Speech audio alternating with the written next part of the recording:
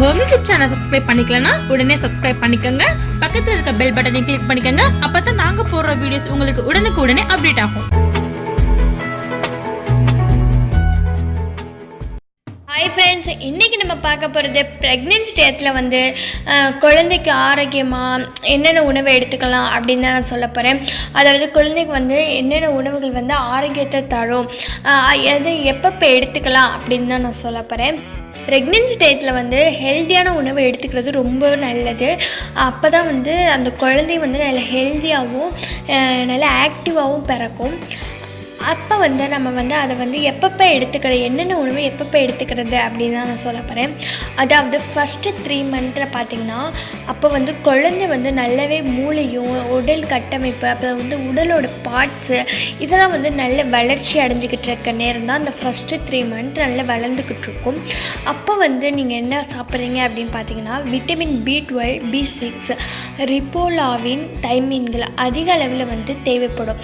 அதனால நீங்கள் வந்து பால், இறைச்சி, தயிர், பழங்கள், அதுக்கடுத்து பார்த்திங்கன்னா காய்கறிகள் இதெல்லாம் வந்து எடுத்துக்கிறதுனால அந்த குழந்தைக்கு வந்து மூளை அந்த உடல் கட்டமைப்பு இதெல்லாம் வந்து வளர்ச்சி அடைக்கிறதுக்கு வந்து ரொம்பவே வந்து உதவுதுன்னு சொல்லலாம்.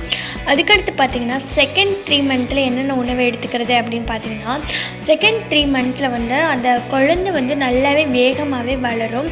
அந்த நேரத்தில் வந்து கால்சியம், மெக்னீசியம், ஒமேகா 3 மற்றும் அதுக்கடுத்து விட்டமின் D இதெல்லாம் நிறைஞ்ச உணவாக நீங்கள் எடுத்துக்கொள்வது ரொம்பவே முக்கியம். இது எடுத்துக்கொள்கிறதுனால அந்த குழந்தையோட எலும்புகள் அதுக்கடுத்து வந்து பற்கள் வளர்கிறதுக்கெலாம் ரொம்பவே இது வந்து உதவுதுன்னே சொல்லலாம். அதுக்கடுத்து பார்த்திங்கன்னா கடைசி 3 மந்த்தில் என்னென்ன உணவை எடுத்துக்கலாம் அப்படின்னு பார்த்தீங்கன்னா கடைசி 3 மந்த்தில் குழந்தை வந்து அதிகமாகவே அசைவு கொடுக்கும். அது வந்து உங்களால் நல்லாவே உணர முடியும். அந்த குழந்தை வந்து அந்த கடைசி 3 மந்த்தில் பார்த்திங்கன்னா நல்லாவே அசைவு கொடுக்கும்.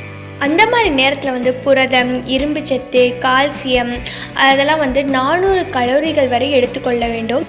அதுக்கடுத்து பார்த்திங்கன்னா தாய் வந்து சாப்பிடும் இந்த சுகர் இருக்குது பார்த்திங்களா, அதோட அளவு வந்து டேரெக்டாகவே வந்து குழந்தைக்கு வந்து அனுப்பப்படுறதுனால தாய்மார்கள் வந்து சுகரை வந்து கம்மி பண்ணிக்கிறது ரொம்ப நல்லது. ஏன்னா வந்து குழந்தை வந்து பாதிக்கிறதுக்கு இது ஒரு முக்கியமான ஒன்றாகும்.